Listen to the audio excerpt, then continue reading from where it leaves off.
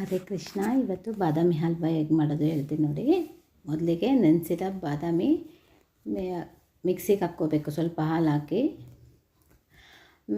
ಮತ್ತು ಬೇರೆ ಬಾಣಲಿನಲ್ಲಿ ಸ್ವಲ್ಪ ಕೆನೆ ಇರೋದು ಹಾಲು ಹಾಕಿದ್ದೀನಿ ನಾನು. ಹಾಕಿ ಕುದಿಯೋಕ್ಕಿಟ್ಟು ಅದು ಸ್ವಲ್ಪ ಗಟ್ಟಿ ಆದಮೇಲೆ ಮಿಕ್ಸಿಗೆ ಹಾಕಿರೋ ಬಾದಾಮಿದು ಪೇಸ್ಟ್ ಹಾಕಿ ಸ್ವಲ್ಪ ತುಪ್ಪ ಹಾಕಿ ಮಿಕ್ಸ್ ಮಾಡ್ತಾ ಇರಬೇಕು. ಸ್ವಲ್ಪ ಗಟ್ಟಿ ಆದಮೇಲೆ ಸಕ್ಕರೆ ನಮಗೆ ಎಷ್ಟು ಬೇಕೋ ಅಷ್ಟು ಹಾಕಿ, ಸ್ವಲ್ಪ ಕೇಸರಿ ಕೂಡ ಹಾಕಬೇಕು. ಮಿಕ್ಸ್ ಮಾಡ್ತಾ ಇರಬೇಕು. ಸ್ವಲ್ಪ ಗಟ್ಟಿ ಆದಮೇಲೆ ಚೆಕ್ ಮಾಡಬೇಕು. ಸ್ವಲ್ಪ ಈ ಥರ ಚೆಕ್ ಮಾಡ್ತಾ ಇರಬೇಕು. ಸ್ವಲ್ಪ ಗಟ್ಟಿ ಆದಮೇಲೆ ಸ್ವಲ್ಪ ನೀರಿಗೆ ಇರಬೇಕಾದ್ರೇ ಆಫ್ ಮಾಡ್ಕೋಬೇಕು, ಯಾಕಂದರೆ ಮತ್ತೆ ಗಟ್ಟಿ ಆಗುತ್ತದು.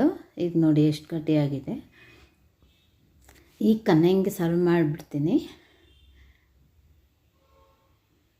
ಬಿಸಿದು ಎಷ್ಟು ಚೆನ್ನಾಗಾಗಿದೆ ನೋಡಿ.